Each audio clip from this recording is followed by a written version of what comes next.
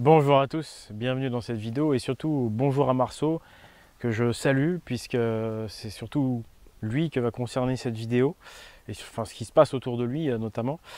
Vous savez qu'il a traversé une polémique, que ses séances de dédicaces ont été annulées, qu'il y a eu des menaces contre les gens qui l'entourent, même contre lui, que sa maison d'édition, enfin la maison d'édition pour laquelle il travaille, Ring, a été tagué pour la première fois, par rapport à Marceau. Donc je vais essayer d'apporter un éclaircissement par rapport à ça, un point de vue. Parce que pourquoi attaquer Marceau aussi violemment? Marceau, tu n'es pas le seul à avoir en tout cas des points de vue comme cela. Par contre, il faut reconnaître que tu fais partie des meilleurs. Tu produis une vraie culture alternative. Tu produis quelque chose de très grande valeur. Bon, c'est de la bande dessinée, certes, mais justement, ça touche énormément de monde. Alors, il y en a qui vont dire oui, c'est vulgaire, c'est violent. C'est pas faux. Mais quand vous allumez votre télé et que vous regardez les programmes des heures de grandes écoutes, est-ce que vous n'avez pas des choses vulgaires et violentes? Si, hein. Donc, au final, Marceau, au niveau de l'apparence, au niveau de la forme, ce qu'il produit, c'est dans le ton de son époque, hein. Par contre, ce qui est différent, c'est le fond. Les valeurs qui sont véhiculées derrière, c'est quand même des valeurs de droiture, d'une certaine virilité, des valeurs qui aujourd'hui sont absentes de la culture mainstream. Marceau, on va voir dans cette vidéo, je crois que si tu as subi autant d'attaques, beaucoup plus que beaucoup d'autres qui pourraient les recevoir et qui ne les reçoivent pas, qui font des choses plus politiquement incorrectes que toi, parce que toi ça reste quand même, je dirais, dans le fond, c'est pas super politiquement incorrect.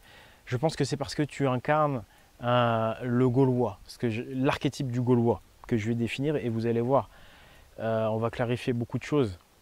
Parce que quand tu te fais attaquer, venons-en aux faits, quand tu te fais injustement insulter de facho, de nazis carrément, grâce à des tas d'amalgames et des amalgames mais monstrueux, alors que dans les grands médias ils passent leur temps à dire pas d'amalgame quand ça les arrange, et puis là ils font des amalgames de malades.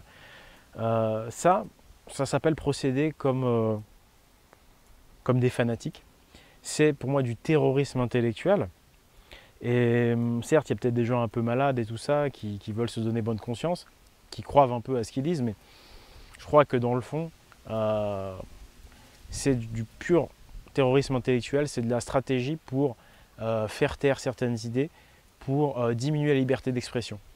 Et je dirais même plus, ça devient du fanatisme en fait, ce politiquement correct là, cette bien-pensance dite de gauche, mais qui n'est pas que de gauche, attention, elle est présente partout, hein, cette bien-pensance, et elle me fait terriblement penser au fanatisme religieux.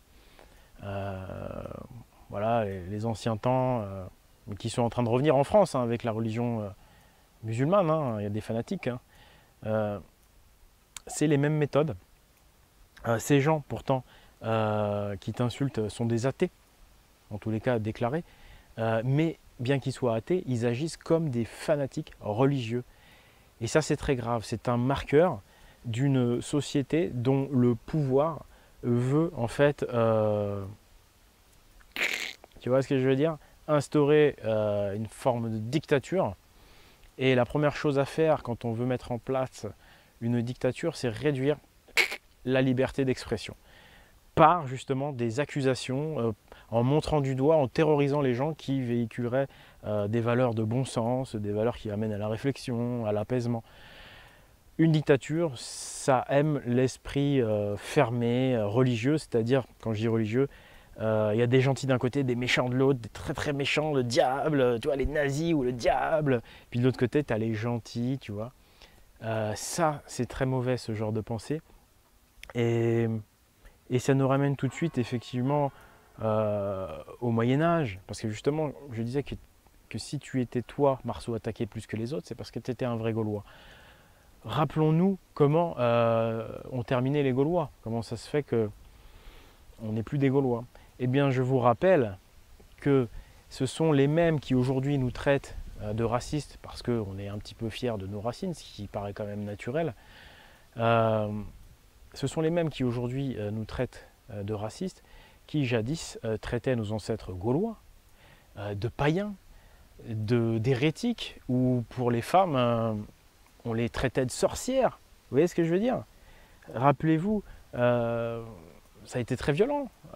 Ça a démarré comme ça, en pointant les gens du doigt, en les traitant de païens, et puis c'est devenu obligatoire. Et puis ça a été jusqu'à débûcher. Je ne sais pas si vous imaginez, on en prend le chemin. C'est comme ça que les Gaulois ont disparu de notre pays. Qui c'est le Gaulois? Pourquoi je t'appelle un Gaulois, Marceau? Un Gaulois, c'est un homme droit, un homme d'honneur, un mec qui parle peu, tu vois, mais qui fait beaucoup. Tu vois, moi, ce que je respecte énormément chez toi, Marceau, c'est que tu fais très peu d'interviews, on te voit rarement en vidéo. Pourtant, c'est toi le patron, c'est toi le boss.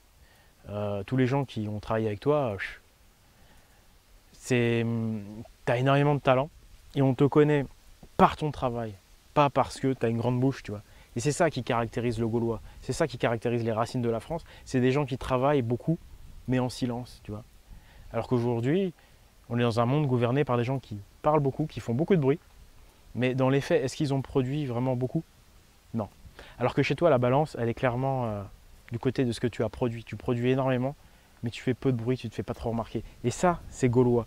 Et ça, c'est droit. Et ça énerve particulièrement les élites d'aujourd'hui qui utilisent la même technique que les élites de jadis pour mettre en place une dictature. Et donc, tu vois que le Gaulois, c'est bien plus qu'Astérix et Obélix. Même si Astérix et Obélix, finalement, résume bien la situation. Hein. Ce sont des hommes libres, les Gaulois, des hommes de bon sens, des hommes droits. Pas des tricheurs, pas des menteurs, pas des... Alors que les Romains, bah, c'est la dictature, c'est l'Empire. Et donc, voilà, pour moi, c'est ça, un homme de bon sens, un homme de valeur, un homme entre guillemets viril, c'est viril moralement. C'est comme tu le disais, c'est un père de famille aussi. C'est quelqu'un voilà, qui est responsable, qui fait son taf, tu vois, et qui la ramène pas. Et c'est exactement ce que tu fais. Et pour continuer mon argumentation, je dirais, ouais, je crois, hein, Marceau, je crois que c'est vraiment parce que tu es un vrai Gaulois que tu subis ça. Parce que regarde, à Ring, il y a beaucoup de gens qui ont du talent. Il y a plein d'autres artistes, personnes qui ont du talent chez Ring. Mais pourtant, c'est toi qui t'es fait, entre guillemets, massacrer là, ces derniers mois. Pourquoi Alain Soral, quand il a attaqué Papacito et Raptor, il t'a attaqué toi aussi? Et je rappelle quand même qu'au départ, c'est Papacito et Raptor qui, dans leur rendez-vous dissident, critiquent Alain Soral relativement gentiment encore. Soral répond avec beaucoup plus de véhémence. Et pourtant, il t'inclut toi dans la critique, c'est-à-dire qu'il ne se contente pas de répondre à ces deux-là, il te répond à toi aussi, comme si toi tu avais fait quelque chose alors que tu n'avais rien dit. Et bizarrement, Soral est beaucoup plus violent avec toi qu'avec les deux autres. Il te calomnie. Il a été super insultant, Soral, à ton égard. Et pourtant, tu n'avais rien dit. Donc là, tu vois, c'est encore un marqueur. Je me dis, mais pourquoi Marceau? Pourquoi ils en ont après lui? Lui qui fait du très bon boulot dans ses BD, mais qui sinon ne parle pas beaucoup, tu vois. Parce que tu es un vrai Gaulois, du genre d'homme, à mon avis, qu'il est difficile de faire plier. Déjà, un vrai Gaulois, c'est quoi aussi? On peut rajouter que c'est un mec qui a qu'une seule nationalité, qui a qu'une seule origine, qui a qu'une seule patrie. Voilà, c'est ce que je voulais dire. Avoir une seule patrie, c'est important. On sait que on va pas pouvoir te faire changer de bord, tu vois, on va pas pouvoir te... Tu vois ce que je veux dire? C'est ça aussi un Gaulois, c'est un mec qui a qu'une patrie, tu vois. Regarde aujourd'hui dans le camp Nassau, qui c'est qui a le leadership au niveau de leader d'opinion? C'est Éric Zemmour. Est-ce que Éric Zemmour c'est un Gaulois? Non. Éric Zemmour, il me semble qu'il a une double nationalité, tu vois, c'est un berbère de confession juive, il me semble. Donc voilà, et ça c'est le leader chez les nations, tu vois. Il y a un vrai travail, malheureusement partout, contre le Gaulois, Quand je parle de Gaulois, encore une fois, je dis c'est l'archétype de l'homme droit, avec effectivement aussi, quand même, c'est important, une seule patrie si possible, pour une certaine cohérence, à ne pas changer de bord, tu vois. Et il y a une guerre contre cet homme-là, contre les hommes d'honneur, depuis très longtemps. C'est ça qu'il faut faire comme travail. C'est-à-dire qu'il ne faut pas simplement regarder aujourd'hui ce qui se passe comme travail de manipulation, terrorisme intellectuel. Il faut également regarder dans le passé. Le passé, c'est fait pour éviter de refaire les mêmes erreurs. Et il faut avoir le courage d'admettre qu'à un moment donné, l'Église a terrorisé les gens, les a montrés du doigt, a mis en place une pensée unique pour mettre en place une dictature. Et que l'Église s'est attaquée aux Gaulois et à la culture celte, la culture à racines hyperboréennes qui était commune avec les Germains, les Vikings, qui est pour moi le socle nécessaire, le socle sage, philosophique, c'est nécessaire pour pouvoir s'élever. Et donc il faut comprendre qu'on a attaqué ces hommes-là, ces hommes droits, depuis déjà des siècles. Dès qu'un État devient trop puissant, il attaque les hommes d'honneur. Il attaque les Gaulois. Obligé, parce qu'il sait que c'est eux qui vont résister, c'est eux la force du peuple. Les forces vives du peuple, c'est l'homme droit. Et donc ça s'est déjà passé dans l'histoire avec les Gaulois.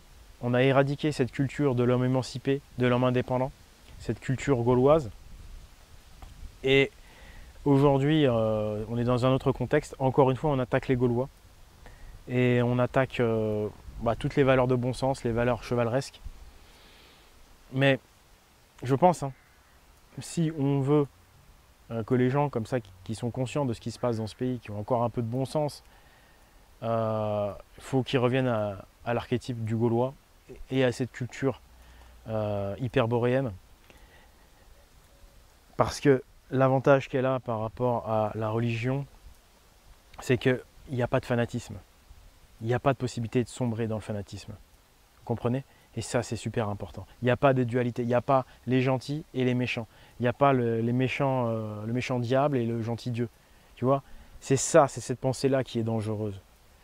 Il faut rétablir le bon sens et sortir de cette dualité. Parce que la dualité, c'est tout ce que veulent les élites d'aujourd'hui. La religion, ça ne dérange pas. Au contraire, la religion, c'est pareil, ça divise tout. Il y a les gentils, il y a les méchants. C'est comme les véganes, quand je dis religieux, regardez les véganes, il y en a certains, c'est pareil, c'est des fanatiques. Ils vont détester tous ceux qui mangent de la viande. Est-ce que ça, c'est normal? Je ne crois pas. Après, ils ont raison aussi dans ce qu'ils disent, les véganes. Tu vois ce que je veux dire? On a tous un petit peu raison. Tous, on a un petit peu raison. Mais ne sombrons pas dans le fanatisme. Ne disons pas, nous, on a tout compris, puis les autres n'ont rien compris. Donc, c'est ce que je dis, moi, aux patriotes. Il faut que ce travail que vous avez fait aujourd'hui de compréhension, il faut le faire avec ce qui s'est passé il y a des siècles contre nos ancêtres gaulois. Et revenir à cet archétype d'homme. Ça, les gens l'ont déjà compris, ce sont les valeurs que tu véhicules dans le fond de tes BD, Marceau. Mais on a aussi besoin d'un vrai socle puissant, philosophique, une littérature puissante, une mythologie. Et ça, moi, c'est mon travail.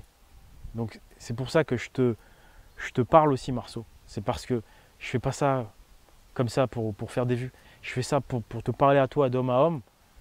Et je le fais devant les autres parce qu'eux aussi, ça les intéresse, ça nous intéresse tous, c'est pour notre intérêt à tous que de revaloriser cette culture-là, tu vois. Je le pense du fond du cœur. Et ce n'est pas parce que cette culture hyperboréenne, elle a tout compris. Elle ne cesse de valoriser le courage. Elle ne cesse d'exalter le courage. Elle fait naître le courage en vous. Elle vous rend droit, elle vous montre la beauté d'être attaché à ses idéaux et d'être attaché à la vérité viscéralement. Mais elle sait que pour ça, il faut énormément de courage. Parce que regarde Marceau, ce qu'on se prend dans la tronche quand on dit la vérité, quand on est droit. C'est pour ça que le courage est la plus importante des valeurs et qu'à notre époque, on a besoin de gens courageux. On n'a pas besoin de gens qui, dès le premier coup de pression, dès le premier coup de vent, retournent leur veste. On a besoin de gens courageux qui résistent au vent. Et c'est ça la culture hyperboréenne. Son objet principal, c'est l'héroïsme, c'est le courage. C'est la beauté des choses, des concepts. Et un attachement à la vérité. Voilà. Et donc, voilà, Marceau, je pense que tu es vraiment l'un des derniers Gaulois. Tu as fait un travail fantastique ces dernières années. Tu as travaillé énormément. Tu es quelqu'un qui est prêt à sacrifier. Tu t'es sacrifié. Tu vois, tu as travaillé des heures et des heures. Tu le dis toi-même, tu n'as même pas pu profiter jusqu'ici. Et ça aussi, c'est ça le vrai sens du sacrifice dans notre tradition ancestrale. C'est se sacrifier dans ce sens-là, bien sûr. C'est donner une partie de soi pour faire quelque chose de beau. C'est l'amour du beau et du grand, en dépit de ces petits plaisirs et intérêts personnels. Voilà. C'est une culture aussi d'idéaliste. Et je pense qu'on a vraiment besoin de ça aujourd'hui. Donc Marceau, merci d'être Marceau, tout simplement. J'espère que peut-être on aura l'occasion de discuter en privé. Repose-toi bien. Et puis bah, tous les autres, je les salue. Voilà. J'espère donc un réveil des hommes droits, un réveil de cette culture, un débunkage de notre passé pour que ressurgisse enfin le socle culturel qui va nous permettre vraiment de passer un cap. Voilà. Allez, merci à tous. C'était Oleg de Normandie. À la prochaine. Ciao, la bise. Where do they come from, these pagans? I have never in my life seen men fight as these Northmen fight.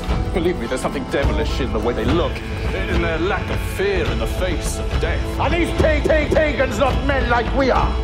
Pagans